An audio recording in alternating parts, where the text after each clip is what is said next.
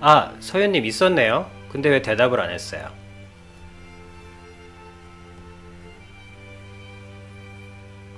서윤님 나이 성별 혈액형 말씀해 주세요. 나는 서윤님이 안 계신 줄 알고 그냥 개인적으로 한번 생각해 보려고 네, 여러 가지 답들이 떠오르는데 다 마음에 들지 않아서 서윤님도 안 계시겠다. 뭐 다른 질문도 없겠다. 조금 더, 좀 더 지혜롭고 아름다운 비유가 없을까? 라는 생각을 좀 더듬어 보고 있었어요.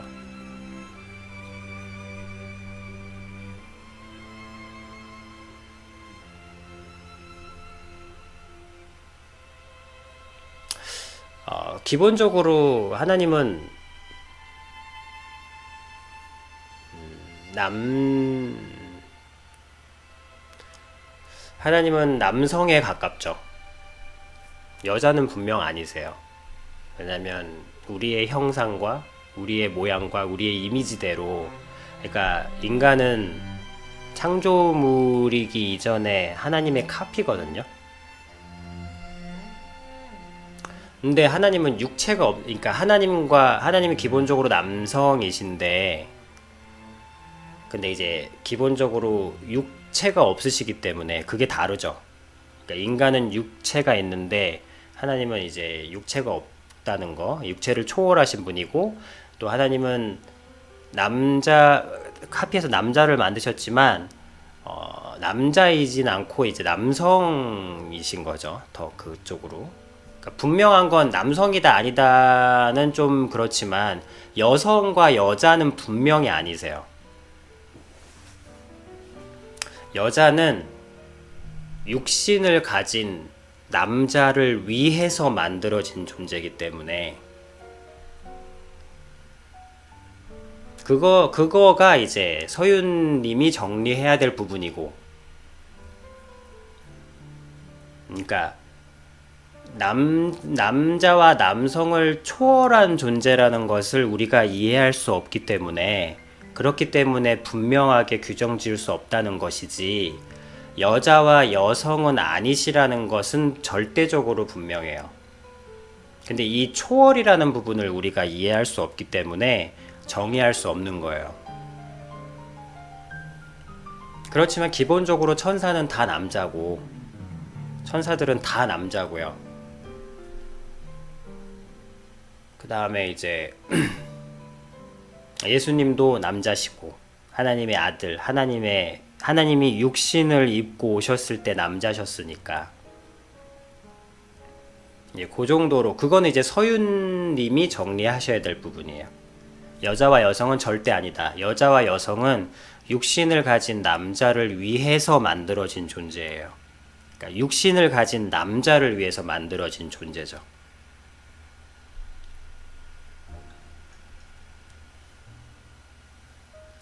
그것이 이제 정리해야 될 부분인데, 이제 제가 이제 궁금했던 건 이렇게 아이한테 설명해 주기가 싫다는 거야.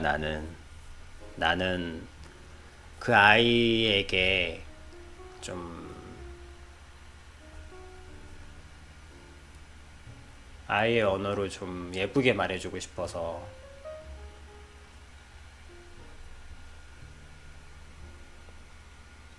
그거는 함부로 자웅동체라는 개념을 만드신 분이 하나님이시기 때문에.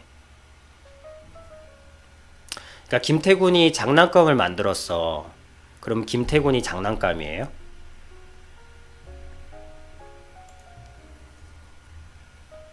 근데 장난감 눈에는 김태군을 알 길이 없는 거야. 이 장난감들의 세계에는 온통 레고들 뿐이거든. 그러니까 하나님은 블럭 8개로 만들어진 존재 아닐까? 이렇게 상상할 수밖에 없는 거예요. 김태군을 보고. 김태군을 못 보니까. 그러니까 우리는 초월이라는 존재를 알 수 없기 때문에 김태군을 레고 블럭으로 아무리 노력해도 설명할 수는 없죠. 그래서 하나님께서는 우리한테 보여주시려고 레고 세상에 이제 레고 모양으로 오신 거죠. 오셔서 이제 어떻게 다른지, 하나님이 너희와 어떻게 다른지를 우리에게, 레고 세상의 사람들에게 보여주고 가셨죠.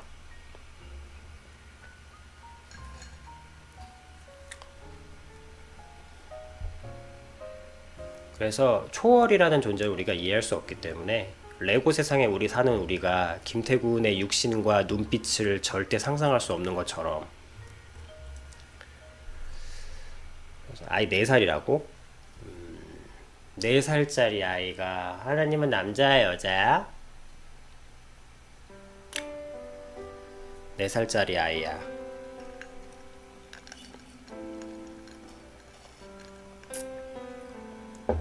네 살짜리 아이가 그렇게 묻는 거에 이렇게 생각해주는 어머니, 엄마.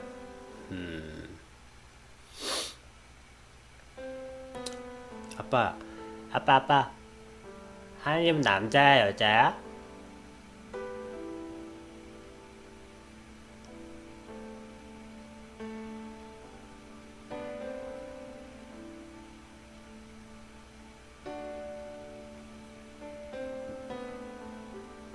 좀 더 아름다운 말 없을까? 하나님은 남자야, 여자야?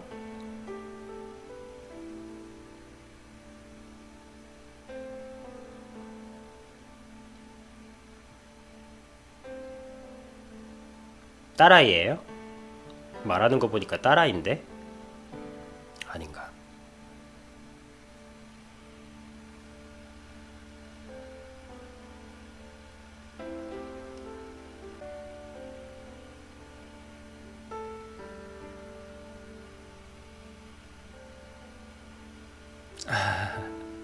그렇구나.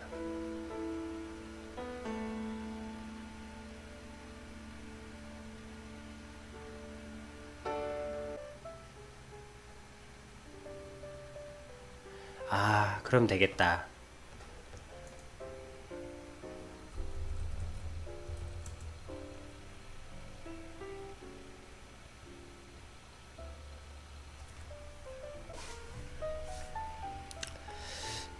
이거는 답을 가르쳐 줄 게 아니고 서윤 양을 서윤 양 하나님께서 예수님께서 되게 좋아하시는 것 중에 하나는 랍비들은 물론 랍비들도 이제 물론 그렇게 하기도 하지만 서윤 양을 알려드리는 게 더 낫겠다. 네, 이제 그 말을 제가 상상을 딱 하니까 막 딸아이를 막 4살짜리 딸아이한테 내 말이 막 나오는데 그것보다는 서윤 양에게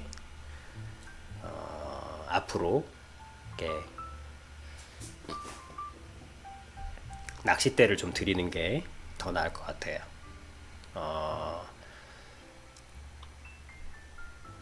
예수님께서 즐겨 쓰셨던 한 생명이 지혜롭게 클 수 있도록, 지혜롭게 자랄 수 있도록, 서윤 양은 딸아이가 컴퓨터 박사가 되길 그러니까 뭐 기억을 잘하는 박사가 되길 물론 원하는 것도 있겠지만 아니길 바래요.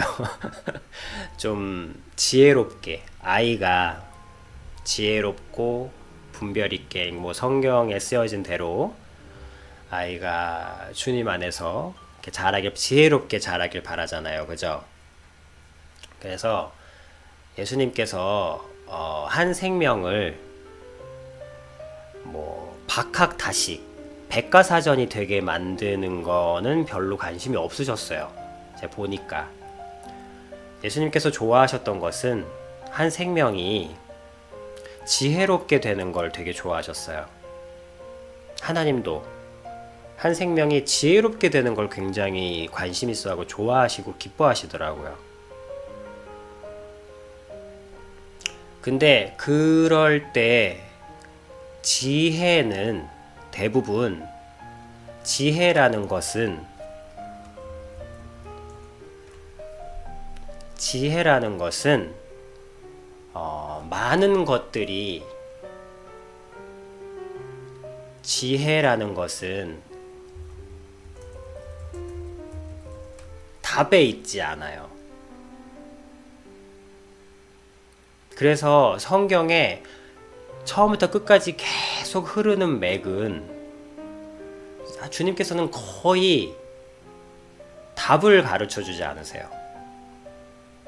근데 그것이 시험이나 비난이 아니라 항상 특히 이제 예수님에 이르러서 절정에 이르지만 예수님께서 주로 한 생명에게 지혜를 가르치기 위해서, 지혜를 전해주기 위해서, 지혜와 생명을 알게 하기 위해서 쓰신 방법이 뭐냐면, 물론 필요한 건 대답을 하지.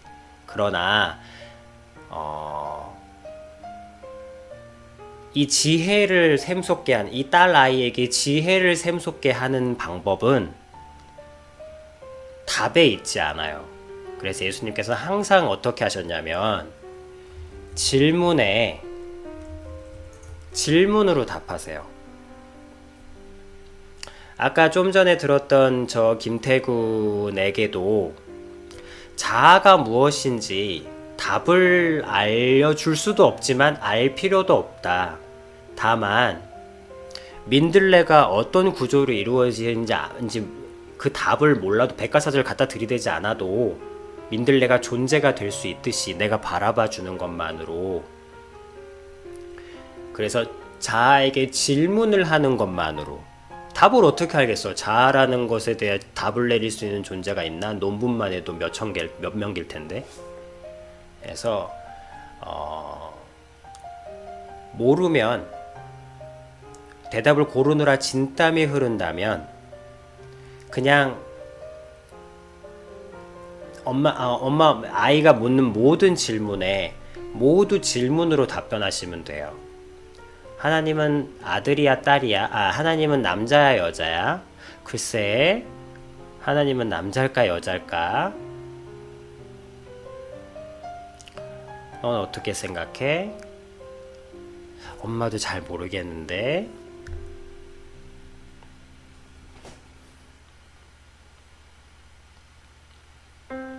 계속 질문에 질문.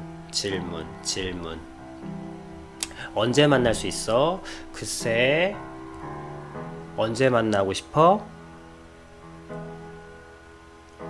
답을 알려주려 하지 말고 이 질문에 질문으로 대답하는 거예요. 언제 만나고 싶어? 답은 찾을 수도 있고 안 찾아질 때도 많겠지. 언제 만나고 싶어? 왜 그때 만나고 싶을까? 하나님 지금 뭘 하고 계셔? 글쎄, 뭘 하고 계실까? 하나님은 뭘 하고 계실까? 하나님은 우리를 막 사랑하고 지켜보고 그러신다는데 하나님 우리를 사랑하고 계실까? 지금도 내가 우리 서윤이를 사랑하는 것처럼 하나님도 서윤이를 사랑하고 계실까? 어떤 것 같아?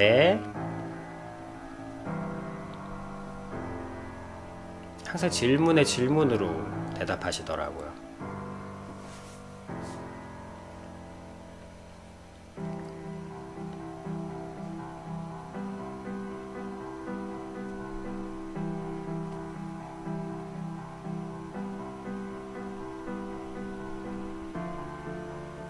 그러면 놀라운 일을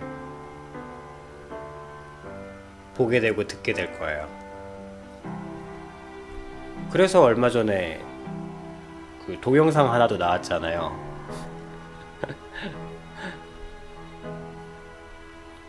막 애가 있다가 막 사실은 어제 뭐 이러면서 막 얘기하는데 예수님이 왔다 가신 거야.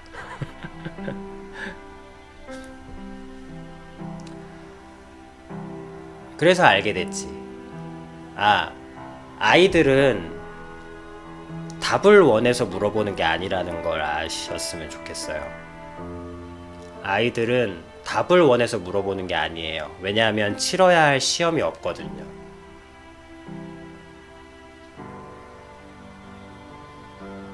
그냥 그렇게 말하는 게 좋은 거야. 왜? 자기는 너무 어리고 작은 존재고 되게 커다란 엄마는 크잖아요. 큰 존재들에 있는 위축된 상황에서는 키가 얼마 안 크잖아요. 4살짜리 해봐야 뭐 몇십 센치밖에 안 되잖아. 그런 존재가 항상 1m 60, 50이 넘는 사람들 사이에서 이렇게 있기 때문에 아이가 기본적으로는 질문이라는 표현을 쓸 수밖에 없대요. 기어다니고 뭐 이렇게 하기 때문에. 그래서 근데 어른들은 항상 이 질문이라는 것은 답을 끌어내는 도구로서만 사용해 왔기 때문에 그 시선으로 아이의 질문을 받으니까 이게 충돌하는 거예요. 아이의 언어와 어른의 언어가 맞질 않는 거야. 아이는 약하고 큰 사람들이 왔다 갔다 하는 곳에서 작은 존재이기 때문에 질문이라는 형태를 쓸 수밖에 없는데, 어른은 답을 구하는 용도로만 질문을 사용해 왔기 때문에 아이가 묻는 질문이 답을 구하는 용도로 한 줄 아는 거예요. 궁금해서 그 질문을 한 줄 알아요. 근데 그렇지 않아요. 아이가 약하기 때문에 그 질문이라는 표현을 할 수밖에 없는 거예요.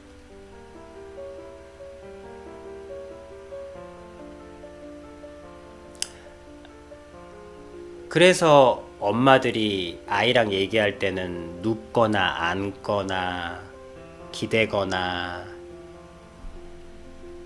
그래도 무섭지. 큰 존재니까. 서윤 양도 가만히 생각해봐요. 어릴 때 가물가물 기억나는 그 어린 기억 속에 엄마 손을 잡고 바깥을 나갔을 때 나는 사람들 허리밖에 안 보이잖아. 근데 왜 그렇게 막 사람들이 바쁘게 지나가는지, 무슨 밀림들이 막 숲들이 막 지나가는 느낌. 그래서 엄마 손을 꼭 쥐어야만 했던. 그래서 아이들의 시선은 항상 바닥에 있거나 무언가에 있어요. 근데 어른들은 목표를 보죠. 근데 아이들은 보이지 않기 때문에, 그래서 기본적으로 약하고 두렵기 때문에 큰 존재들이 왔다 갔다 하니까, 그래서 질문이라는 어떤 간접적인 말을 할 수밖에 없어요.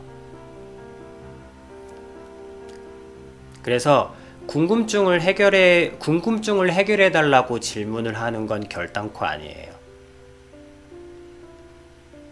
아이들의 표현법이 질문이라는 것을 해야만 본능이에요, 그거는. 그 증거는 뭐냐면, 알아도 그만, 몰라도 그만이에요.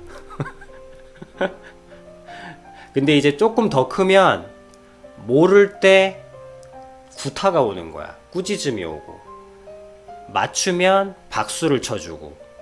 이때부터 아이들이 질문인의 용도가 바뀌어가는 거예요.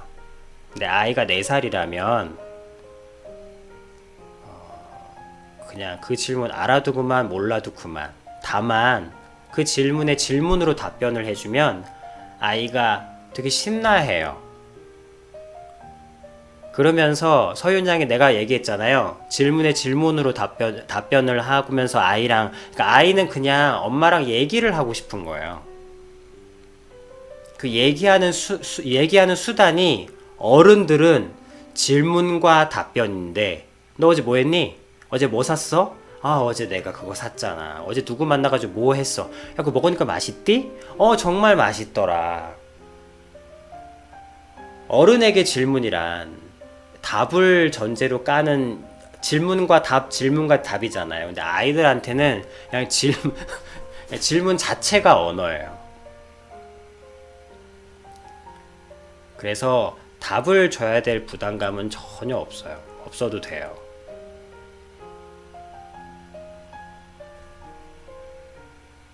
그런데 서윤 양이 질문에 질문으로 답변을 하다 보면 서윤 양이 되게 놀라운 사실을 발견하게 될 거예요. 어쩌면 엄청나게 놀라운 사실을 알게 될지도 모르고, 그 외국의 어떤 부모님처럼. 네, 알게 될 거예요. 그 놀라운 예가 뭐냐면 애가 이미 알고 있어요. 이미 알고 있는데 물어보는 거야. 그런 질문들이 있어요. 깜짝 놀랄 거예요.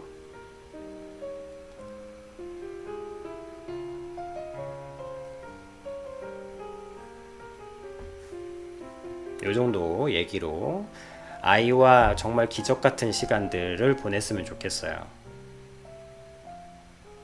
아이와 함께 시간을 보낸다는 것은 너무너무너무너무 귀한 거예요.